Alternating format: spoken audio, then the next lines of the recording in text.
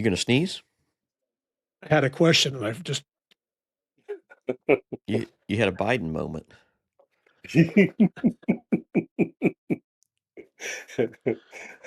that'll have to get cut out. I don't want to offend all of our Northeast customers. For sure. You're listening to the Foundry Talk podcast with your hosts, Nate McLean and Perry Merritt. Take it away, boys. All right, welcome back to Foundry Talk podcast. This is episode 3 of season 2. My name is Perry, and with me, as always, is my partner, Nate. I'm on no sleep. McLean. And that is Nate. Yeah, no sleep Nate today, for sure. No sleep Nate today. So it's it could be fun when we do this. We have today as our guest, Rick Buellesfeld, owner, operator, floor sweeper, everything. He says he does everything. Sooner State Pattern Works in Blackwell, Oklahoma. Welcome, Rick. How you doing this morning? And tell us a little bit about Sooner State. Thank you, Perry.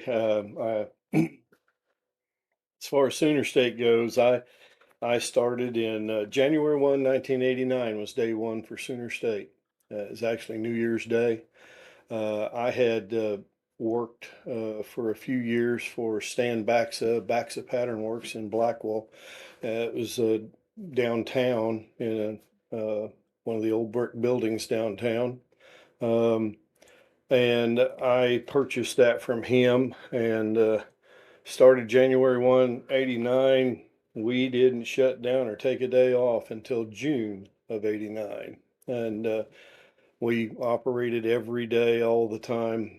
I was lucky enough to have a brother involved with me and a real good lifelong friend that worked for me also. And since then, in 95, we built a new building in the industrial park in Blackwell, and we've been operating out of here since. We started out here with a 60 by 125 foot building, and we've since expanded onto that, and it's 60 by 175 now. And sometimes we think that's not enough. And anyway, I initially started out with 3 of us, and we started out making our big jobs were heads, cylinders, and pistons. The lot of wood equipment, large wood equipment, and some shell core equipment. That gradually transgressed into a lot of hydraulic equipment, diffusers, bowls, impellers, heads, and so on for the irrigation or material flow industries. We've grown over the years. We've had as many as probably, I think, 12 employees. We run about 8 most of the time. 8. There's 8 of us here about most of the time. Sometimes you're a few shy of that, and sometimes you're long of that. We found it fairly difficult to keep people that have that knowledge level to want to keep wrestling with this. I think it's a different environment today. But anyway, as of today, I have my son Randy. He manages the shop and does most of our modeling and layout work. My daughter Gayle is the office manager, and she handles all that stuff I really don't want to have to deal with. She lets me know if I've got money enough to operate next week or not, and I just go by that. And so I depend on those two highly anymore. By accident, they're here. There was no plan to put my kids in this at all. I really don't know that I cared for that to exactly happen, but it did. It happened, and here we are. And you didn't have them just to have cheap labor then? Is that what you're saying? No, Free labor. They went off to free labor, got degrees and all that stuff, and then still come back home. I don't know. Anyway, but but then I got another young man that has been near to me for a lot of years, Tyler. He he does most of the management out in on the shop floor itself, working for me, and so I've got three stable people that I know I count on all the time, and we've got people here that have been in this industry. I've got an older gentleman, um, really proud of him, that works for me. I think he's 84 years old right now. He has retired twice and came back to work for me both times, and for various reasons, and he works for me, and we just kind of let his hours be whatever he likes because he does me a good job, and that I can't imagine not having him, but that'll happen someday. So there we are. We now we do a lot of work in the like I say, hydraulic world, and just about everything you can imagine, aluminum, steel, cast iron. We've got five CNC machines, and we do a lot of scanning and modeling and reverse engineering, of course, in the pattern world. Um, I there's kind of a general overview of us at the moment, if that tells you anything. Yeah, I noticed on your website you've got, I was gonna ask you about this. You've got a picture of well, I guess you've got a picture of your employees. Maybe it's an old picture. It's kind of fun. You list we got 12 employees, and I saw 10 people with a dog. So I didn't know how that ended up to 12, but, Yeah. um, I we had a guest on, I guess it was the first season. Um, we've actually had a couple that talked about putting up, employee pictures and giving them some recognition. I thought it was kinda neat to see it on your website, just see you putting up the people that are doing the work out on the website. We kind of enjoy trying to do that here and there in other areas also. Just, you know, uh, I don't plan on all the ideas being mine. Uh, there's a lot of I tell all my employees that I might shoot down 90 of your ideas because I know what happens. I've done a lot of things in the history of Sooner State and before, but it's that 91st one that might be great. And so never let those ideas go away. Throw them at me. Give it a shot.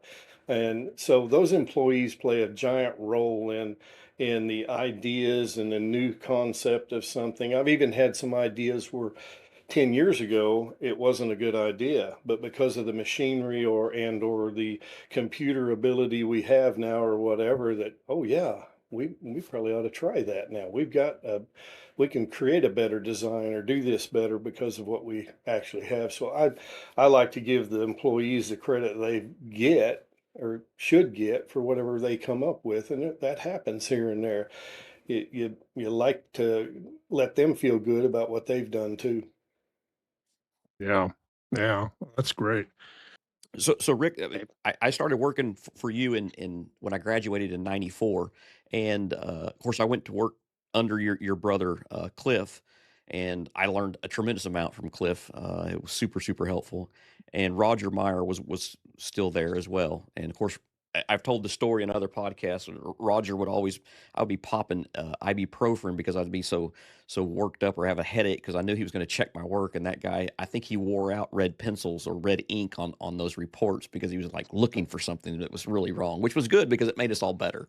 Not that it was a bad thing, but can you tell us a little bit about Cliff because he was an integral part of me actually learning something in the whole process. Well, Cliff, of course, Cliff and I spent uh, my whole adult life working together until he passed away a couple of years ago. And he came here probably as hard-headed as me. He came in here and it was a struggle to figure out some of the things we wanted to do, but he ended up being the guy that did all the layout work and when it came to the big tough job, a cylinder or head or things like that, I'd say piston too, but that's nothing upside of trying to build some cylinders or heads. He'd lay those things completely out, full scale layouts, um, scribed on a plywood board, and and develop those parts from that layout. And back then, at that time, he was the go-to guy, and we'd have our fair share of arguments about you can't do that way, and so forth and so on.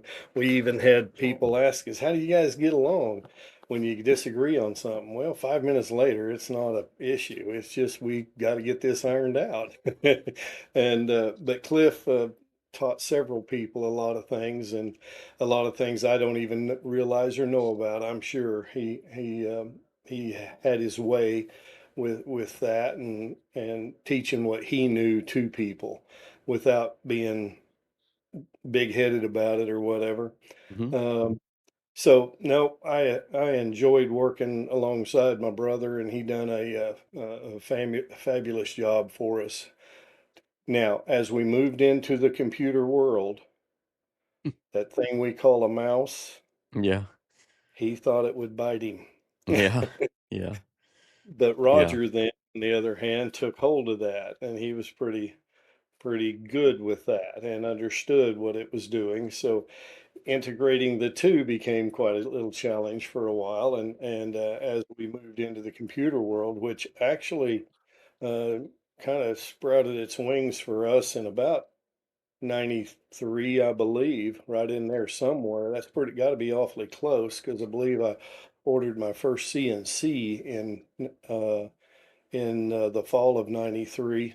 Uh, I maybe you didn't want wasn't going down this path, but for me, as you ask about Roger, and he and I took a class, or he and Cliff and I took a class at Votech, and while Okay. we're at Votech in the fall at night classes, I said, guys, I think we got to learn something about this. We're going to have to do something. I'm sure those CNC things are going to be a big deal, and if we don't do that, we're going to be out of business someday. And sure enough, we go to class September, October. I order a CNC from up in Minnesota, and in December, Roger and I are up there in a class taking classes, and I buy a CNC, and the CNC about beats me back home, and Mm. we go to work using CNCs then, and that's kind of old history, but that's kind of what we did, and so it was the three of us most of the time, and then it grew from there. And as you know, Nate, you was here for a while too, and that was a very enjoyable time to have you, and it hurt us when you left. It's like, boy, he was somebody that could grow and do well at this. And so when you lose somebody like that, you're always going, man, what should I have done to keep that person, you know? But anyway, that's kind Yeah, he always said you could have paid him better. of, yeah, yeah. At leaving for a nickel more, that's hard to get around, you know. Yeah. How do you fix that? Yeah. uh, Well, I, I, uh, I, and I say it all the time. I mean, I'm really, really blessed that I actually did the work, and it got to the point where you don't know what you don't know. And when I got there, I mean, I thought I do woodworking and all that sort of stuff. I love that. But man, the world of pattern making, I mean, your brain, you got to think in a totally different manner. And I remember the first job that I did was a big piston for CFM Corporation in Blackwell. I was like, holy moly! I don't even, yeah, and you took me over there to CFM, looked at core boxes and all that sort of stuff. And I still was like, I have no clue. There is no straight 90-degree corner on this whole job at all. mhm. Building furniture was easy. Everything was straight, and you wanted straight lines and all that sort of stuff. No, draft, shrink, all the stuff that came along with that was a whole new world, and that's why it's hard to actually get somebody that can actually do that type of work, because nothing is straight at all.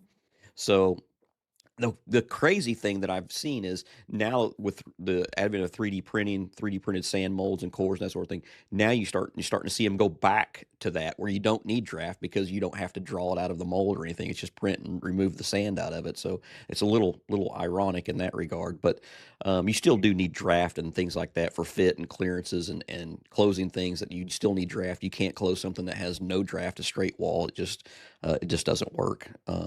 But you still see it from time to time.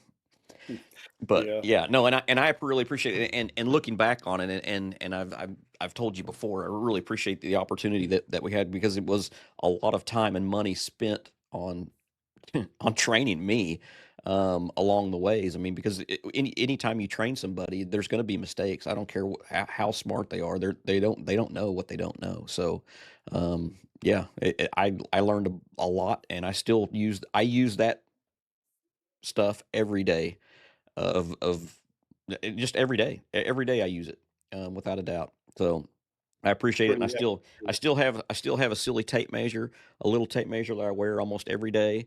Just like Rick, I mean, it's like what kind of a foundryman don't have a tape measure, you know? And so I mean, it's still burned into my brain, that sort of thing. So lots of stuff that I learned at Sooner State is stuck with me for sure.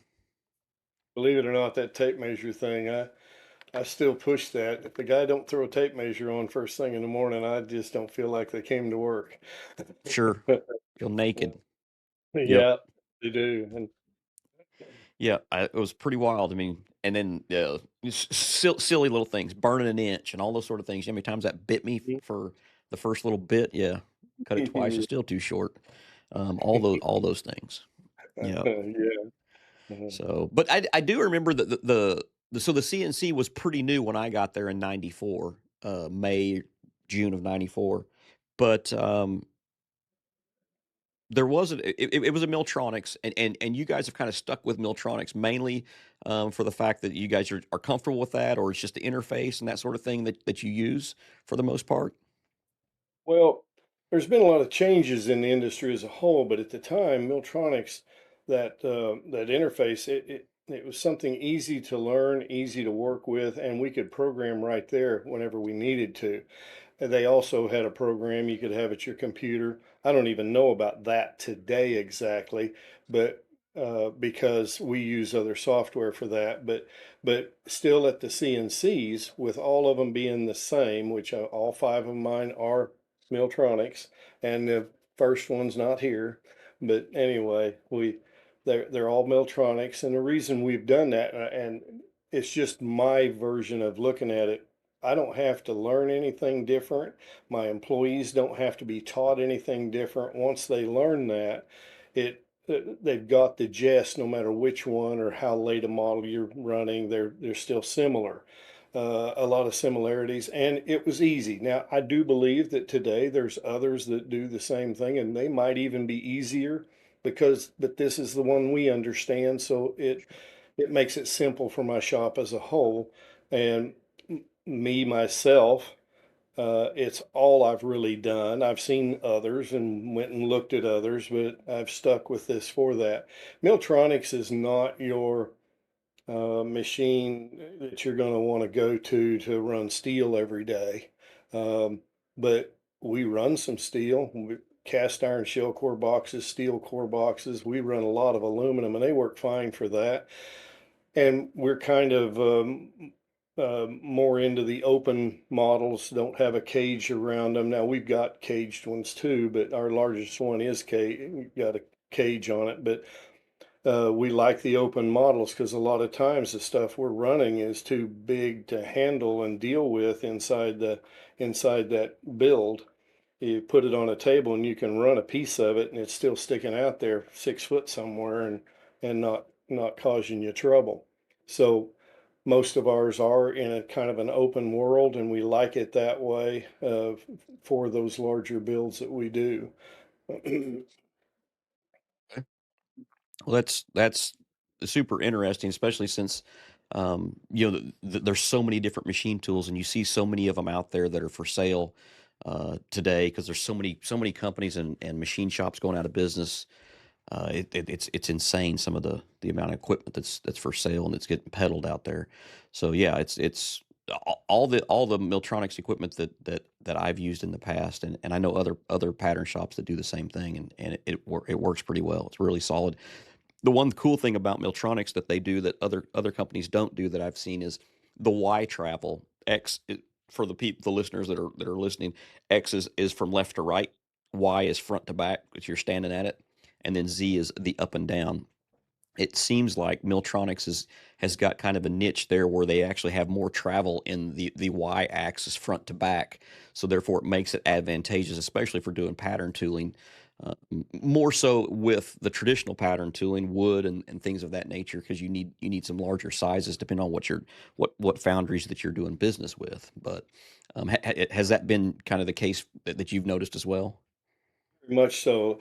You know, it might not seem like much, but in many cases you'll see and operate with 2 to 4 more inches in that axis than you'll normally find in other models. Well, that's enough to make a difference for us. It is big. That's the big thing we look at is why. Whenever Sure. we're getting ready to get one, you gotta deal with why for us.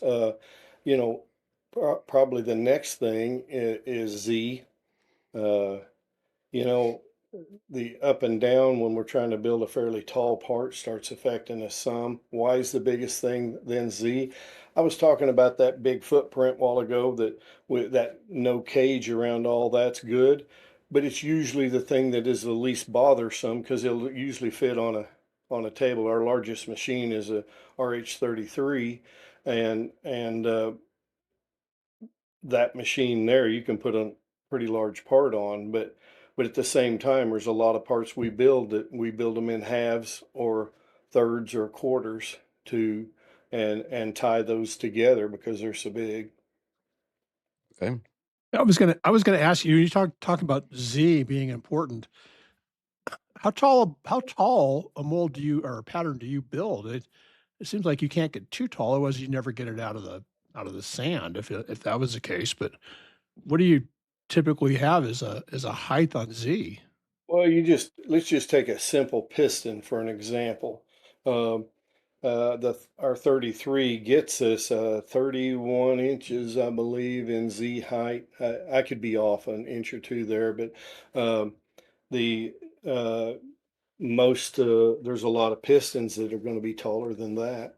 So as we're trying to build a piston in a vertical direction, you probably can't get it all even in that because you got a tool length that's sitting out there as well as the head, the Right. holder for that tool and so on. So you lose that height, start losing it immediately before you ever talk about the part. So a piston is something you can talk about pretty easy there. We have other parts too that do the same thing. You don't think about it.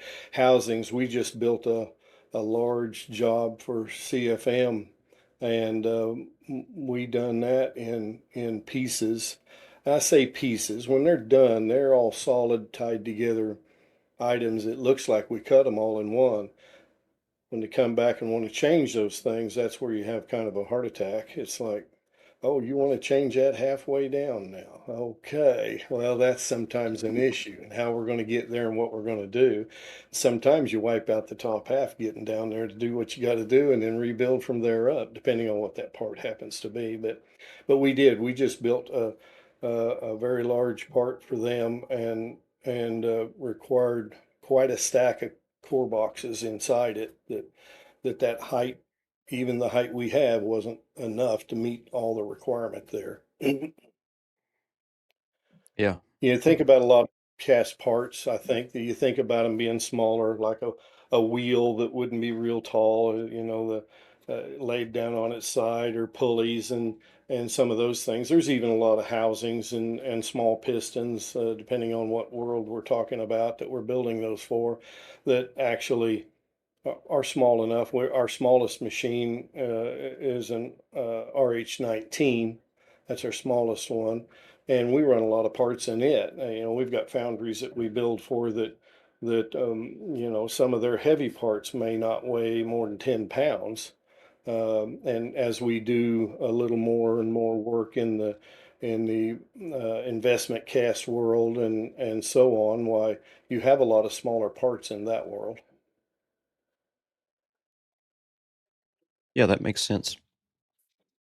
I saw on your website. So first of all, I want to say I looked at your website, and I got to tell you, the most interesting thing about your website that I saw was the building that's just immediately to the west of you. You know the one I'm talking about? Yeah.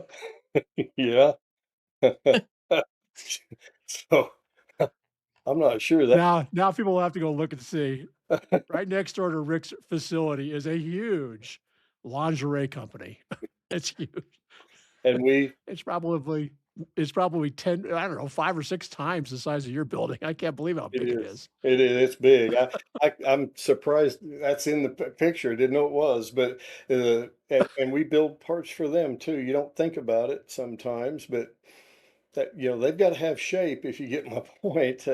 Yeah, And shape. and we build molds for that shape. Wow.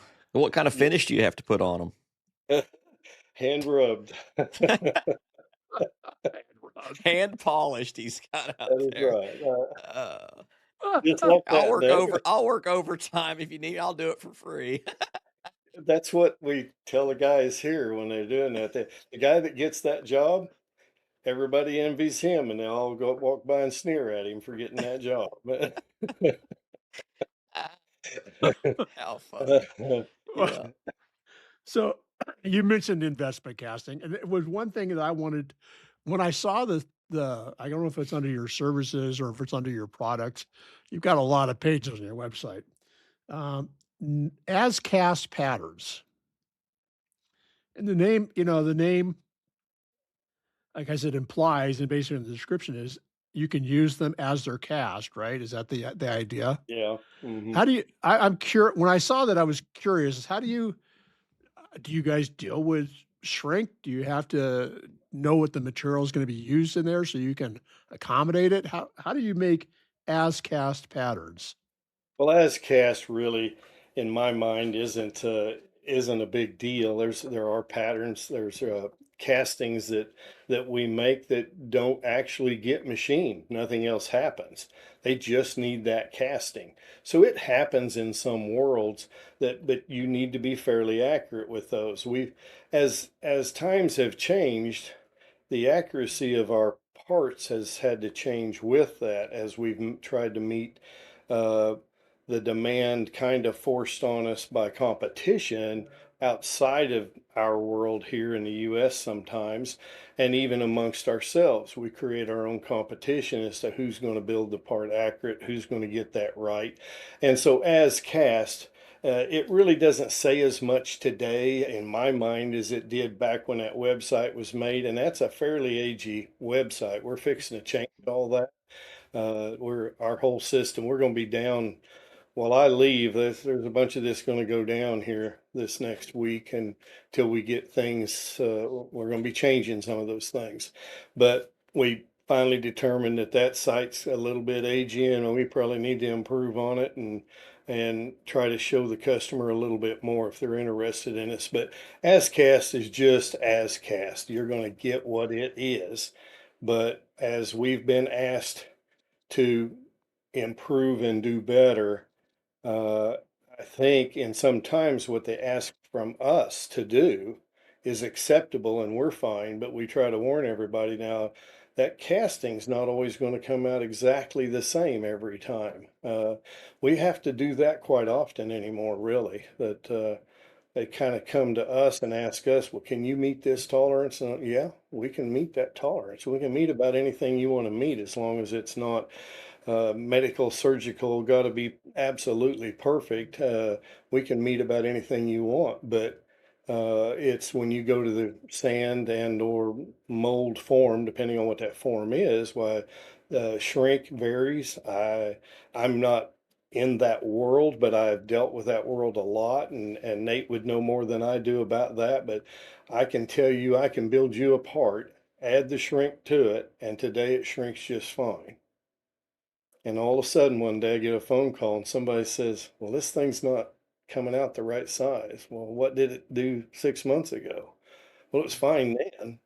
Well, something maybe in the analogy, I don't care if it's barometric pressure, but things change, especially the length of a part versus width of a part, height of a part. Sometimes that'll change. Well, many times that will change depending on the material being poured as to what that shrink will be as foundries change, as patterns move from foundry A to B to C, what we build for foundry A is not what C wants. Almost never are they going to want the same thing. And everybody in those multiple foundries think that something else, it seems weird to them. We get to where we're trying to just, we need to meet what that foundry's requirement is. But then when a pattern changes and moves over to C one day, all of a sudden C, it doesn't work the same because their methods are different, different, and the products they use to make their part changes too. So we run into some of that. And when you got a customer that's really picky about that, they learn pretty fast that they're going to need another pattern probably to match the foundry they just moved to or whatever. I believe that's what I see every now and then, that we run into that from time to time. Yeah. Yeah, I could see that. And I see that just in the foundry industry. A lot of times, pattern tooling would arrive from another foundry, and it's the first thing that you do is they just, take all that crap off there. That'll never work. We got to do it our way. And it's like, okay, well, why did it show up here? And inevitably, most of the time, you think that it's for quality purposes. Uh, but you don't know. I mean, unless you just ask the customer why, well, was it working fine? Oh yeah, no, there's no problem. Well, maybe it'll work for us too. You never know. So it just depends. But yeah, most of the time, every foundry's got their way of doing it, and they want it to be rigged that specific way. So um, it's just kind of the way the So foundry industry is. when you guys build a pattern, do you? I'm thinking now. My knowledge of patterns is that big, right? I'm thinking match plate. Do you guys put in? Do you build all the rigging onto that? And if you do, is that at the direction of the foundry, or do you guys say, hey, here you need to rig it this way, or how does that work? That process, or is it a process between the two of you? We we do both, or we have some customers that ask us to rig the way we think it should go with the knowledge we have of their foundry. But we're getting more and more into a world where the foundries will rig. You said match plate. Let's just take the mounting and gating on that or whatever. We'll rig that approximately the way we like it. Several of them now have their own um, multi. Darn it, I'm losing the Yeah, word I want.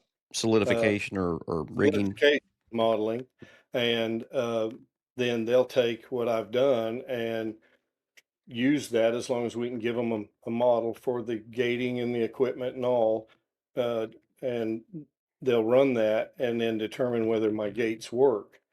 And most of the time we get them to work. Now, there's times when we're not 100%, and I'm glad they have those. I'm glad they're coming out. More and more of my customer base, as far as foundries goes, have those, and it's good. I think the day will come when we will too, but we don't gate them all. We sometimes the customer just wants to do their own, and that's fine with us.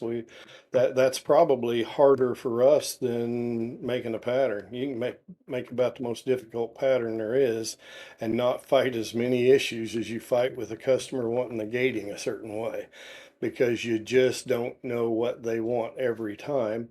And we try to make ourselves familiar. If we're going to do work for a foundry and do any quantity of work, I'm going to want to go there. Me, my son, at present, one of or both of us, we're going to go there at some point. We want to visit with that foundry. We want to see them. We want to understand them so that what we do, we have some general understanding and we can see the machine it's going to go to or the floor it's going to be made on.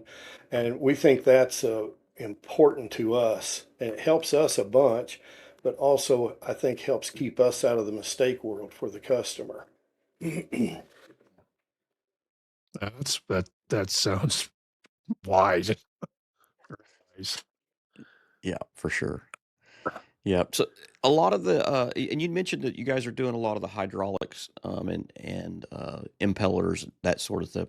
Are you guys still doing any? Because when I started, you guys were well, I wasn't. It was way above my ability for sure. But like the pneumatic retracting vanes on isocure core boxes and stuff like that. Are you guys still doing any of that sort of work, or is that kind of gone now that a lot of 3D printing molds and or cores for that type of work has kind of come to the forefront? No, we still do it. We still do a manual version and a hydraulic version, both. The automated version, the best example I can think of is the first one that we done. The You asked me three times, I'll give you three different sets of numbers, but I'm going to be close each time.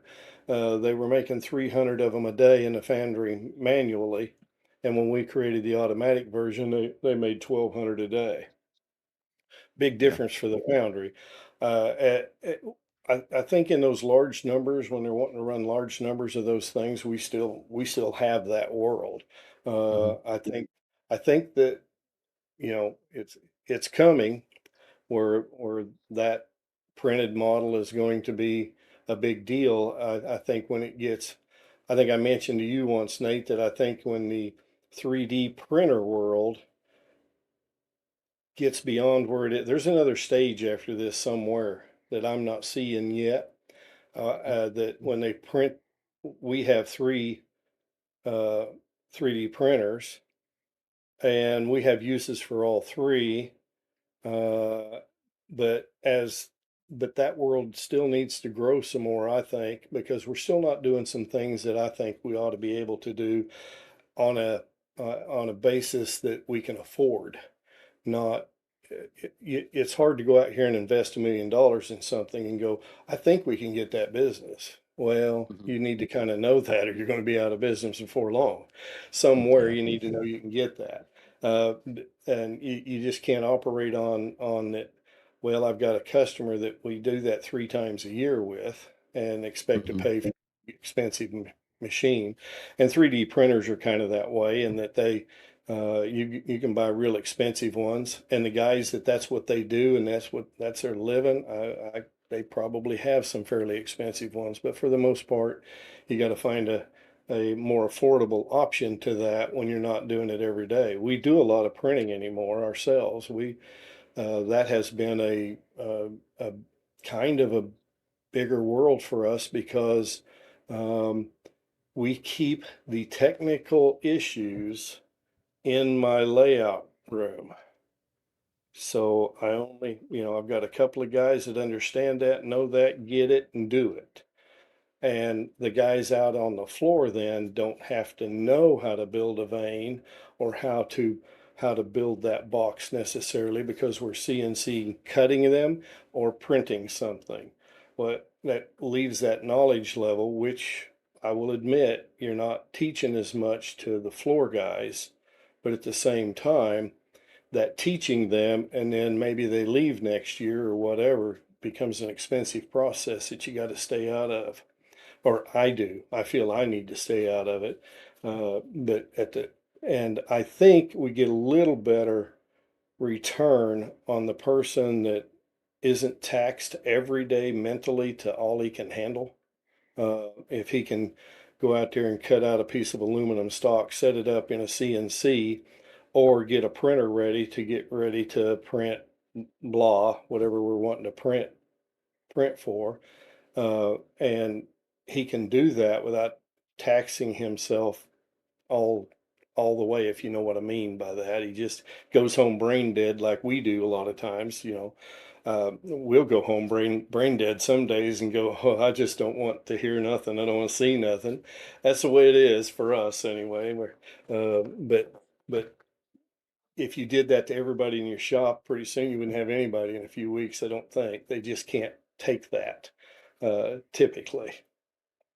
I Sure. probably went off on some tangent there that didn't matter to anybody, but printers we take now. Actually, we got a job going out today that we just printed up a piece for right quick overnight, so we can send it to the customer before we make the actual set of equipment, so they can approve or disapprove of that part before we cut a Hmm. bunch of production equipment for them. So we use the printer a lot for that, and sometimes we use it to prove a part to ourselves. You see this model, you can't get it in your hands. Well, it's kind of easy to go print that thing. let it print tonight. Tomorrow morning, we can come in and look at it. I say tomorrow morning. Sometimes the print might be 2 or 3 days long, but a lot of times we find that there's a real value in being able to see that, feel it, hold it, touch it, or send it to your customer and show them what you're planning to build for them. Yeah. So the Th- th- the main work, Nate, and all that, we still do it. We still do that. There's probably not as much of the real high runners that we used to have, but I think part of that is mostly due to foreign competition. And that's that world changes from time to time, and we get to see it come back once in a while too. So yeah, it's always exciting when you get to see it come back. That's a tough world, and most of us don't compete with the low cost regions. It's really difficult. We see some major price differences. It's crazy. hmm Um, I personally think there's some strategic planning by with geopolitics and things of that nature to try to eliminate as much competition as they possibly can, so that then when those businesses or foundries or whatever the case might be, that they're gone, that the prices can go up, and they've got the market at that point. How long that takes, I don't know, but it's probably a conspiracy theory if nothing else. But Yeah, I was going to say you're getting into the Illuminati again. oh Lord, Rick, I'm curious. I was thinking, when I was curious too, when I was looking at your website, because of the wide array of products that you and services that you guys offer, what are you see? What did I guess the question was for me? What percentage of patterns do you sell? I mean, are they patterns for sand? Are they patterns for investment? Where are you seeing kind of a breakdown in where the casting industry is going? I don't know if I'm a good person to answer that totally. I was born to the sandcast world, and that's what I do mostly. Time and customer shape has kind of changed that a little. Like I said, investment castings, we're doing more and more of that work. We have a fairly complicated one in the shop right now we're doing for a customer. Uh, we do the plastic injection molds for a customer. We don't make them all, but we do all of the repair work, the changes, the modifications, and all of that kind of work. Uh, Permanent molds. We're not really making permanent molds at the moment, but we're doing an awful lot of work on permanent molds.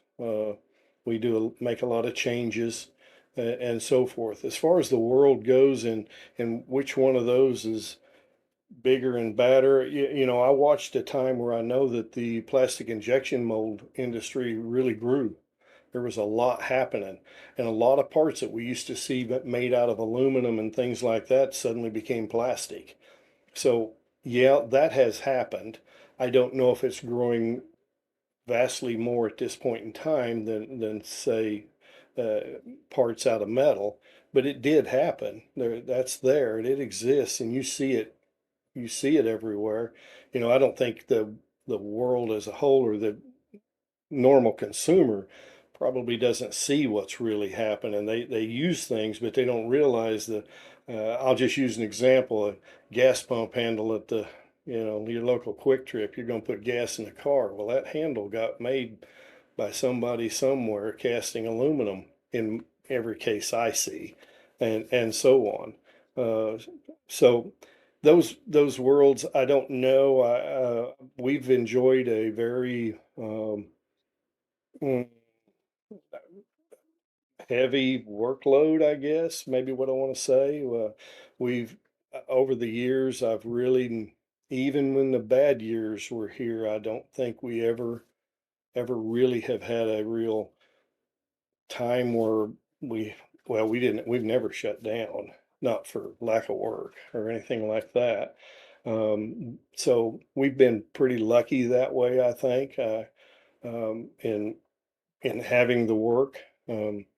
but I can't really separate it for you too well as to if there's in a part of the industry that's better or worse, myself, but we're enjoying a nice little piece of all of it, with sand castings being our big thing. Yeah.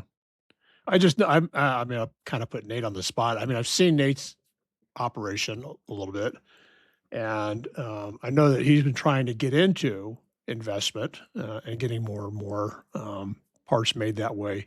And I just was just curious, and Nate, you have a wax injection system, right? Where you can inject it into a, I guess, a mold, Sure. not a Yeah, pattern, but a it's mold, like it's a and then it's you a die, and it's basically, I mean, for most people that are used to, that are probably listening to this, that are used to core boxes. I mean, it's kind of like a core box that makes the part that, but the part that comes out is not a core; it's actually the part itself in its entirety. And I mean, a lot of those, some of those, especially if it's has to do with an open faced impeller or things of that nature. I mean, there are loose pieces that sometimes they're cut with EDM and things of that nature, because I mean the way they fit so tight, it just about has to be.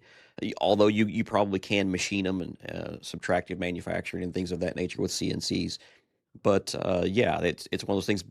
The vast majority of the tooling and stuff that we have here has all been, a lot of it's been customer supplied, and some of that has gone away because some of those parts are ANSI pump line type castings, which are commodity castings from low cost regions.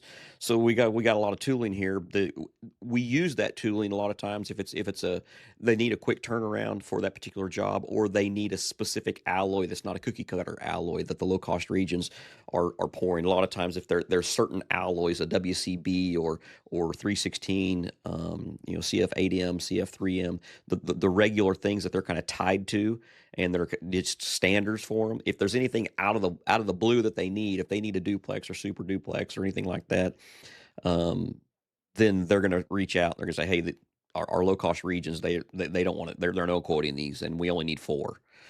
Things of that nature. So that's the kind of the niche that you get. But the vast majority of our investment castings that we're doing today are, I mean, we're utilizing 3D printed technology, whether it's a binder jet printed investment pattern, because they might only need one part. So, I mean, when they right. need one part, I mean, you can't justify making and machining tooling to use the wax presses.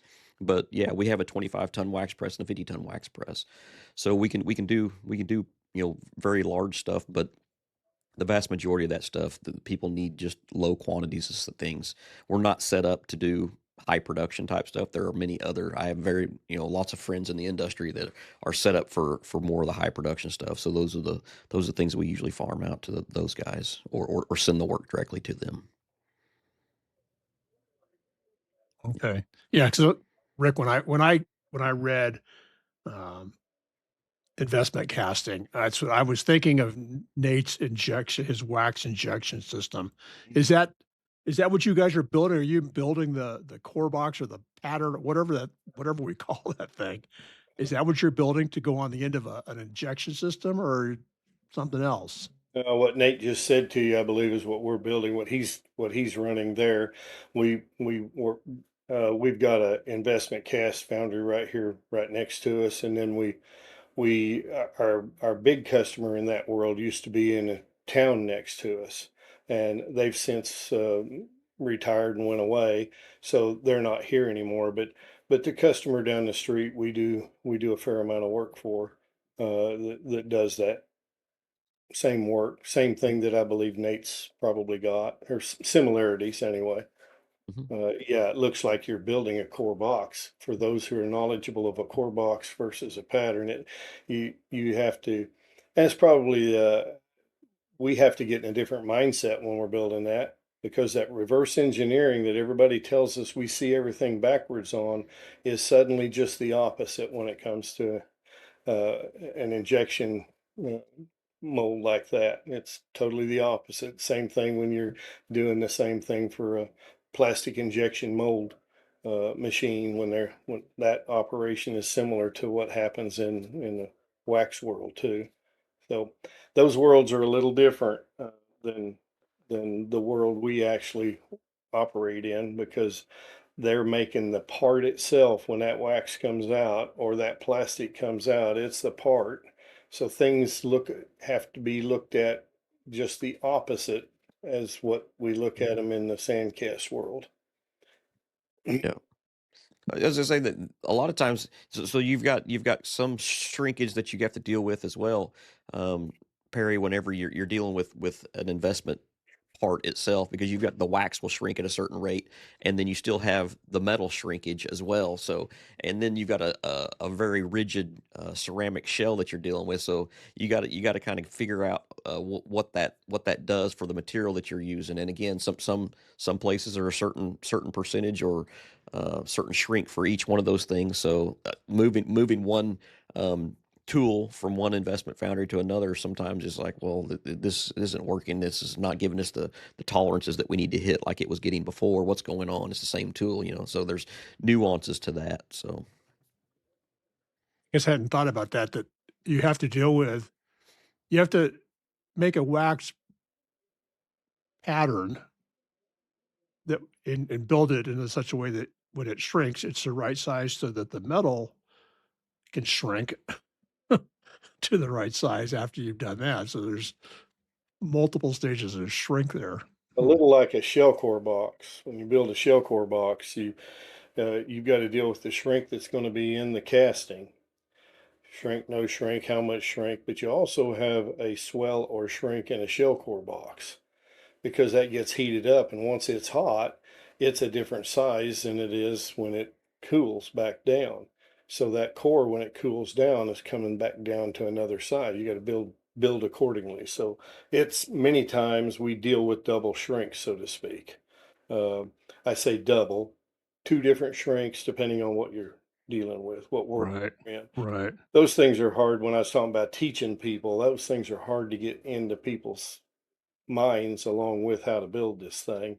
And we are probably uh, maybe changing the subject a little here, but that's one thing my son Randy hits me up about. A lot of times he says, Dad, do you know how that all worked in the manual world? Because that's what you did to start with. And the only thing anybody out here knows is what we do in these CNC machines now. Yeah, that's right. So that's by not ever seeing the manual world, I do think you're missing something a little bit, never having seen how that was manually built or made.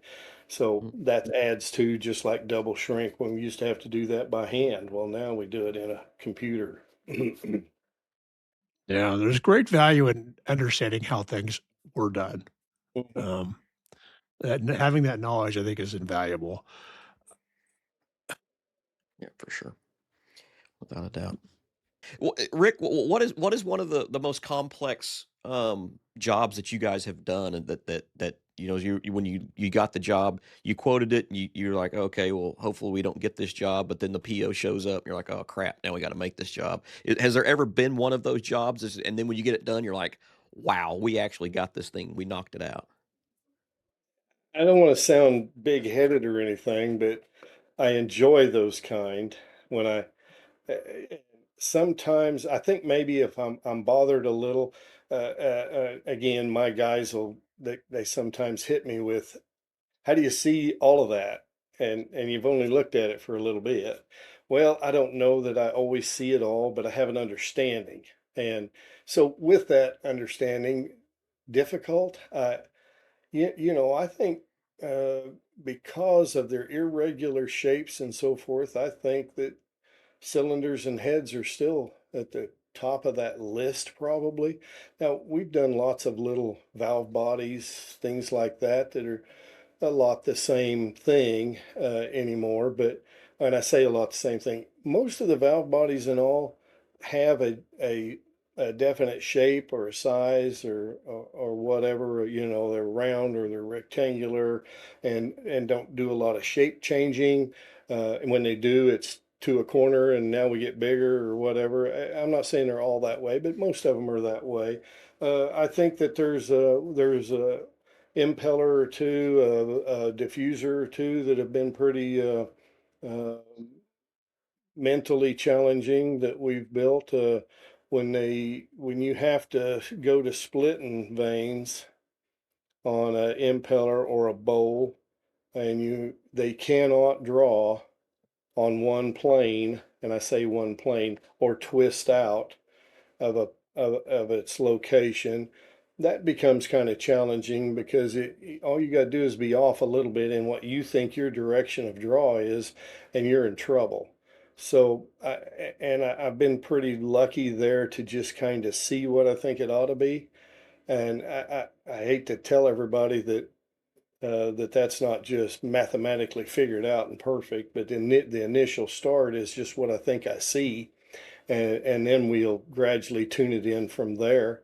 But the a good complicated head or cylinder is still pretty challenging to us. We had a customer that we built, and they might be listening, but we built a cylinder for.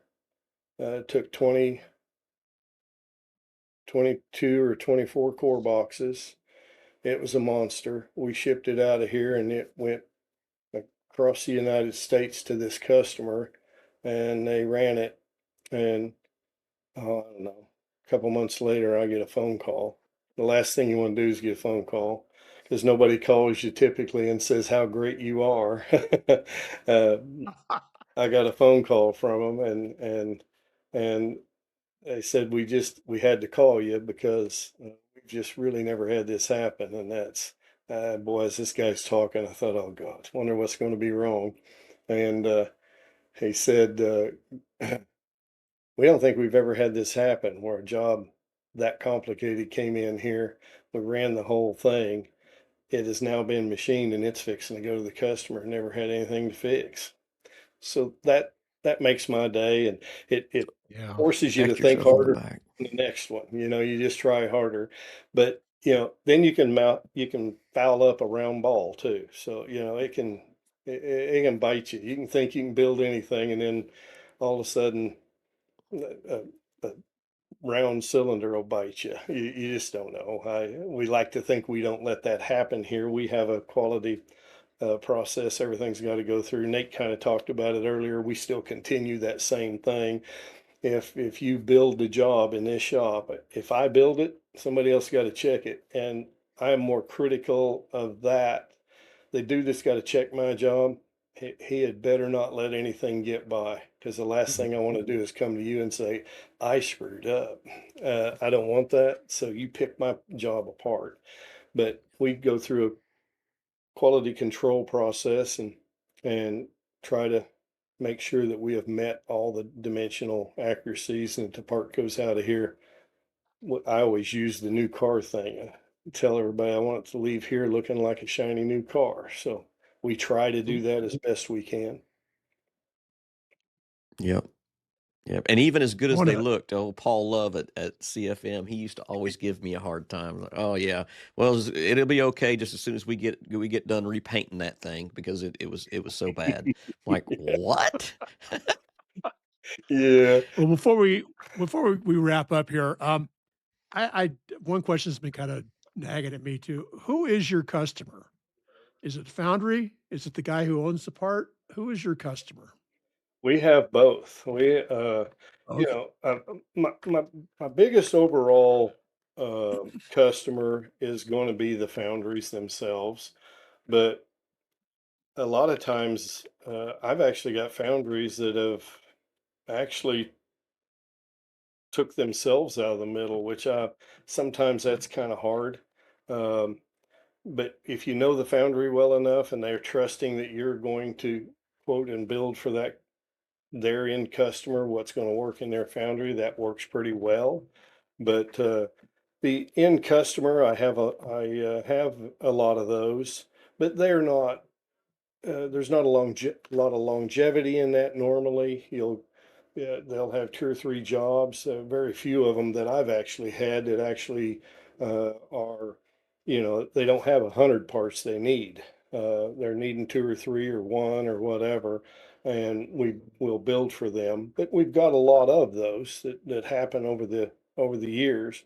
But foundries are my biggest customer, and we build for foundries all over the US. Our nucleus is in this world here, from Texas to I've got I've got two good customers in Texas, to Nebraska, one or two in Iowa, uh, in Kansas, but then we've actually built some parts that went overseas, which has kind of been mind blowing to me knowing where they went.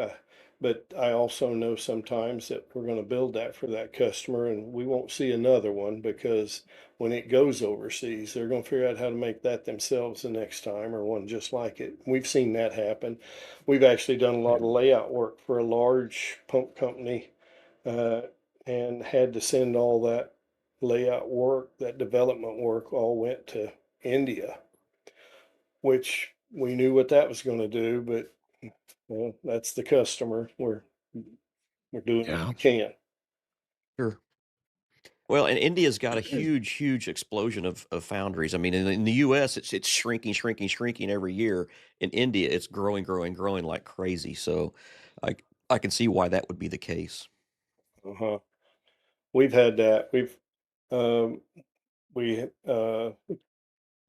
another customer that's really not here. Yeah, they're here, but they're not nothing like they used to be.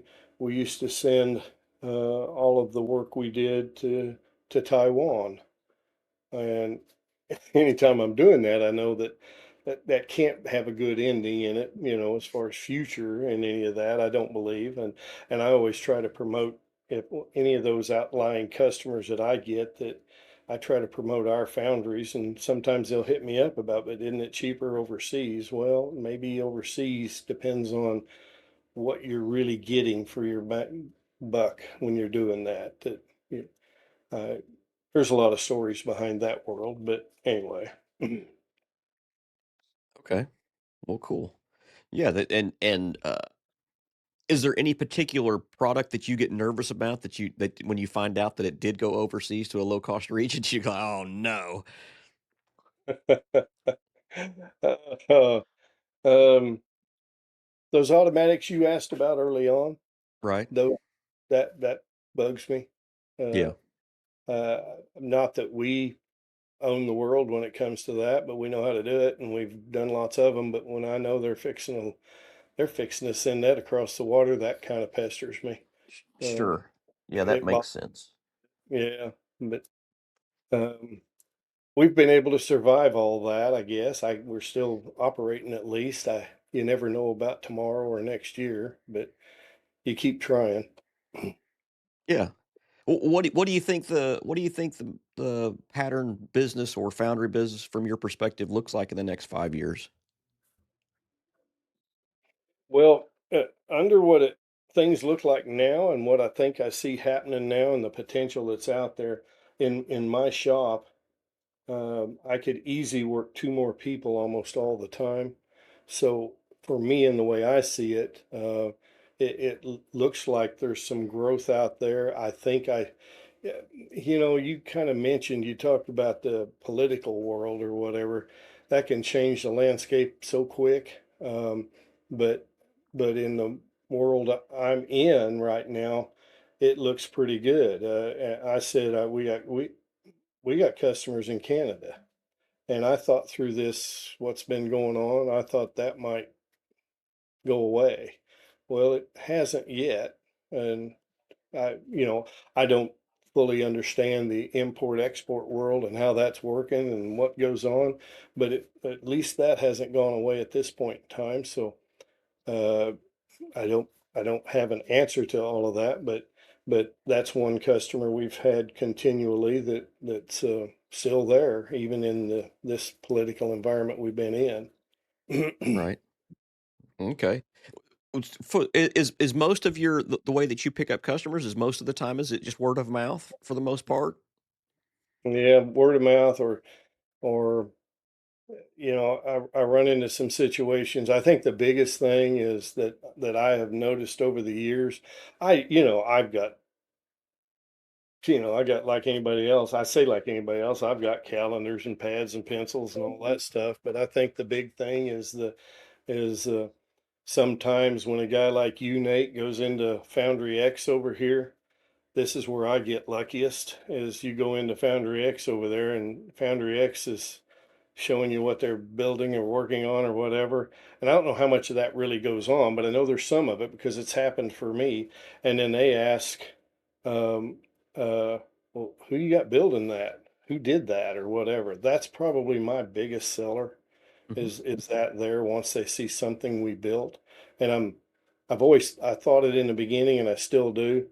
I have trouble wanting to send anything out that's less than good looking Hmm. and working because I know they talk about you, you know. We Sure. talk about our suppliers. So you Sure. have to be getting looked at by your own customer and then what are they going to say to someone else? Now I did have a customer that did give our name up, but he always told me, he says, I really don't want to tell anybody about you because I want to be number one on that plate all the time. And he kind of held to that for a while. Then he finally gave in and he done it. And when he did it, I got another big customer. So it meant a lot. So I I have trouble, and I'm going to say this directly to Nate because he knows what I'm talking about.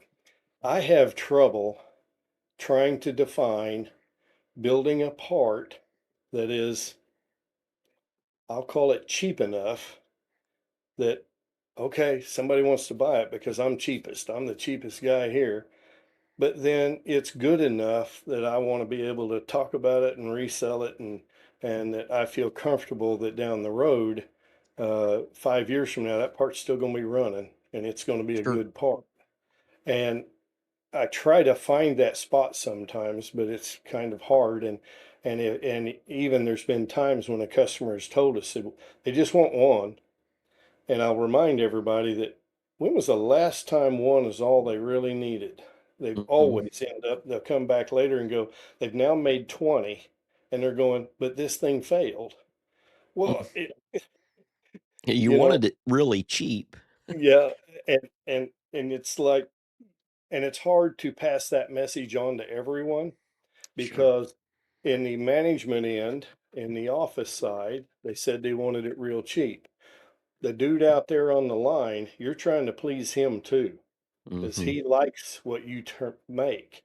And if you build him a crappy job, pardon me, if you build him a bad one that's not real good, it's just a piece of pine and you barely sanded it, and he's got to handle that, deal with it, and work with it. And he goes, "Well, that came from Sooner State." All of a sudden, he's got a negative opinion of Sooner State. Hmm. I I I hate being asked for one of those Yeah. because it do nothing but make you look bad. And yet I'm not trying to rip the customer. I just don't like to go there. I like to try to do the best I can and gold plate this thing if I could, but we're not going to do that. But you get my point that we just uh, try to make it be a good job that somebody can be proud of that they built here. I can be proud of that I sold it and the customer can be happy with because it works well for them and does the job they want. And the guy out there making that core or making that mold, that any of those people out there, they're happy with your work. They like it and they want you back. They want your job back. So I just think that plays a role when the people Hmm. out there having to work with your job are happy with what they're working with. Yeah, and you're not the only one that speaks to that. We've had Hoosier Pattern on the podcast in season one, and they don't even do wood patterns and that sort of thing. It's outside of the scope of what they do. They don't want that in their CNC equipment. It messes up their coolant and all the other things that go along with that. But with that being said, I mean, I think some of it is exactly what you're talking about. Is that's not really the scope of work that we like to target. But again, you're always going to have that guy that that, hey, I just need it. It's a cover for a blah blah blah, and I just need it. And I only need 20 castings a year. Well, can you get by with? I mean, if it's a 3/4 inch piece of plywood and it works and that sort of thing, then so be it. Because you'd be surprised some of the patterns that I've seen used or that are still being used that were made in the 50s and or 40s or whatever. They can still make castings off of them. So yeah, I see what you're saying, and firsthand, I know for a fact. just because I worked for you, is the fact that, I mean, I can remember making a mistake, and you turn apart and something happens and you get a little bit of a flat on there. Well, it's no longer round anymore. It's like, oh crap, how do I fix that? And you make a sweep and you sweep some tough fill on it or Bondo. And I remember, it's like, man, I remember getting talked to about it. It's like, hey, the customer's not paying for Bondo or tough fill. They're paying for mahogany. And now we're having to give them something that is not what they're bargaining for. And of course, me being a kid, thinking, well, they're not even going to see it. We're going to paint over that thing. It's gonna be hidden. But the fact was, Rick's character and Rick's integrity was, hey, I'm selling this person a product, and he wants it to be right, and that is admirable, and you don't see that very often in the world. So you imprint that on the people that work for you, and kudos to you for doing so. That's just the way we are. We want it to be right. And we take pride in what we've done. Even if we make a mistake somewhere, and typically we hope those mistakes that are made don't ever make it out of the shop. They don't get past a quality check. But but those things can happen, and you want to limit those as much as you can. And I like to build a reputation. I hope I've built a good one, and I hope that I've built a good one for this shop and for the people under me that will be here when I'm gone. Sure, and I believe Not that getting you have any definitely younger. done that. Well, if you'd get a haircut like mine, you wouldn't have to worry about that. Wouldn't notice it, would I? Yeah. I don't Perry's write on he Perry's working on it too. up. Trying. I'm trying. Uh, Well, Rick, it's been a pleasure talking to you, and I know that, I mean, a lot of people that I talk to about the podcast are throwing at me, because everything starts with a pattern. Without a pattern, Foundry doesn't make a sand mold. It doesn't make a core. That you can't make anything without it. So I mean, it's always intriguing, because that's kind of, it's a very difficult process, and so it's one of those things where people really can't get their head wrapped around it. And I know people that have been in the business for 30, 40 years, they couldn't make a pattern if they wanted to.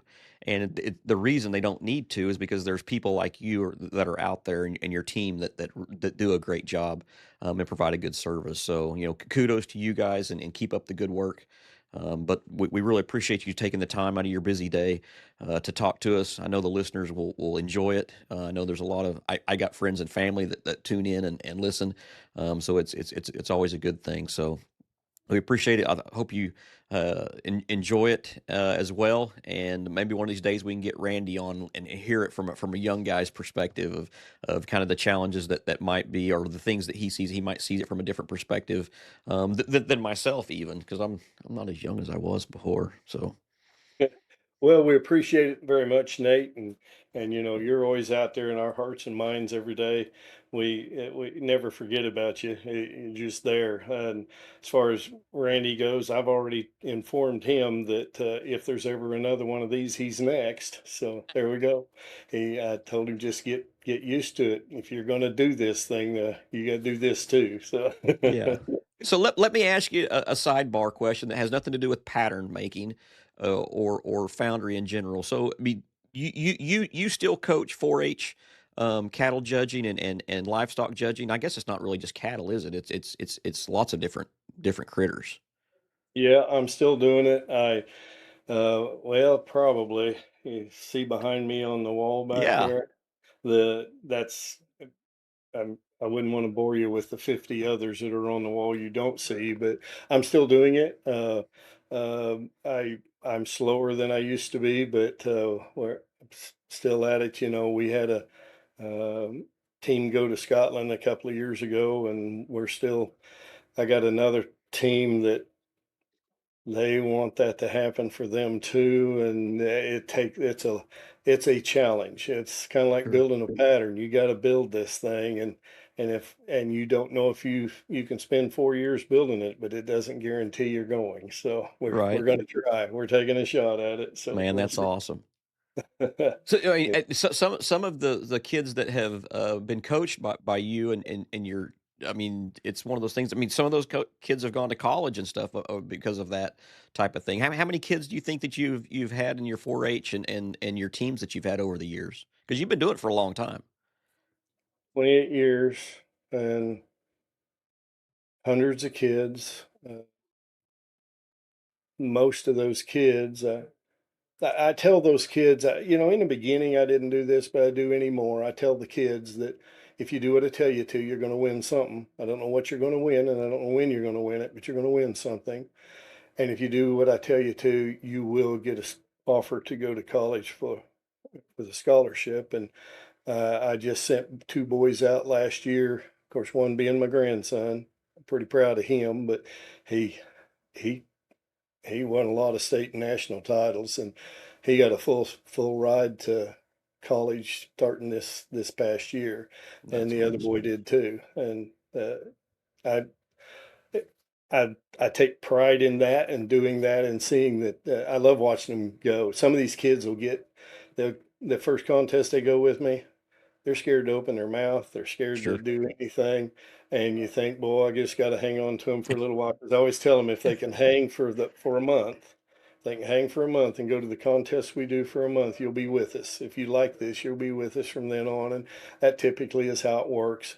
And them kids that couldn't talk at all sometimes are my best Mm, orators when it comes to explaining, their position and so on that they have to do when they judge livestock. There's a lot more to it than in my mind. I always tell the parents, I hope I'm teaching more than just how to place four animals. We're teaching kids how to work with each other, get along. We live together, for s- several months out of the year. We're family. The sure. 10 or 15 kids you got, yes, you got to get used to each other. Eating habits, sleeping habits, everything. It's all in Right. there. And Do you have any kids that have small bladders? You have to stop and let them pee a lot? yeah, I used to call the girl Peanut because we thought her bladder must be about the size of a peanut. But Yeah. now I'm coaching her daughter, Oh, and wow. Okay. Yeah. Peanut Junior. So is it genetic? Does she have a peanut or a small bladder as well? we're thinking so. You've been at it a long time when you've got when you're coaching the kids that are children of the ones you used to coach, Oh, and yeah. now I've got their kids too, and that's fun. It's fun. Those parents know what's fixing to hit their kids. They're Oh, not, yeah. Firsthand. Yeah. yeah, they understand that Junior's only 9 years old and it's 27 degrees out there, but we're still working out there. Yeah. Yeah. That's pretty impressive. That's pretty cool to be able to take a young adolescent kid, preteen and that sort of thing to take them out of that shell that they've got and to mold and shape them and mentor them in that regard. That's a pretty tall order and definitely something to hang your hat on for sure. That's awesome. So I mean, as they graduate and they get good paying jobs, I mean, are they sending you checks or anything like that, royalty payments for the success that they've got in life? The funny thing about that, Nate, is I haven't received one check. It's all volunteer position. But I tell you what, it does make my day.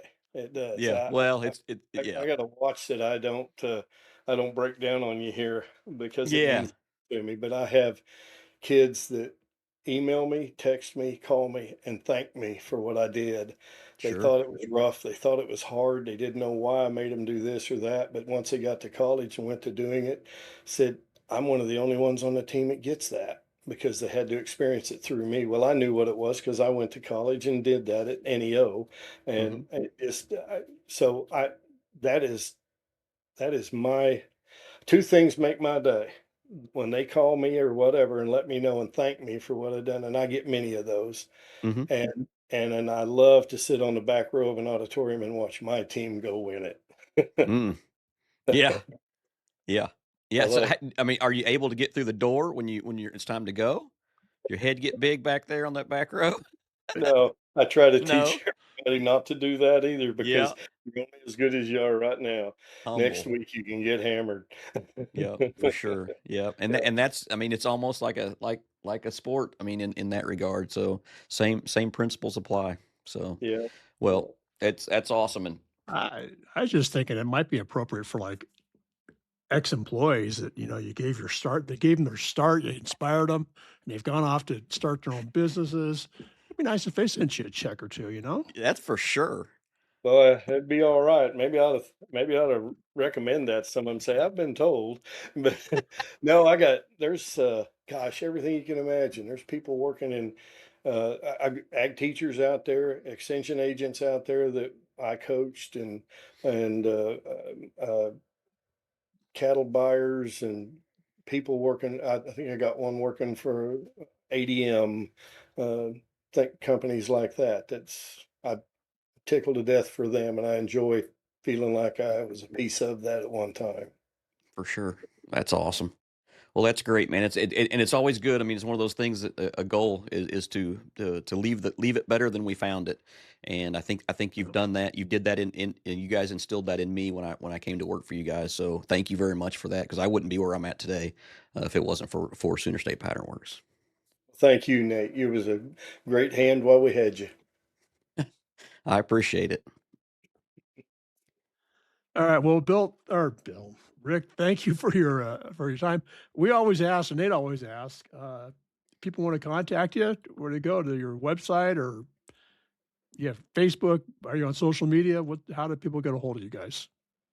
Uh, SoonerStatePatternWorks.com. They can just type in Rick B at SoonerStatePatternWorks.com. That gets me. Randy and Gayle are kind of the same way with their first names, and that'll get you somebody here. But SoonerStatePatternWorks.com will get you our website. Again, that's all going to change here before too long. We're kind of in a changing process here and upgrading systems and so on. And so I think whatever you see now, I can't tell you for sure, but some young mind is going to come up with a better deal than what I had out there, and or I hope it's better. And y'all will see a new face for us here before too long. It's encouraging. Great. That's awesome. So way to keep reinvesting in your company and moving the ball forward. So we really appreciate it. Thank you for everything that you've done, and for the industry in general in metal casting, because without pattern makers, we can't make castings. So thank you. Well, thank you, Nate. Thank you. You betcha.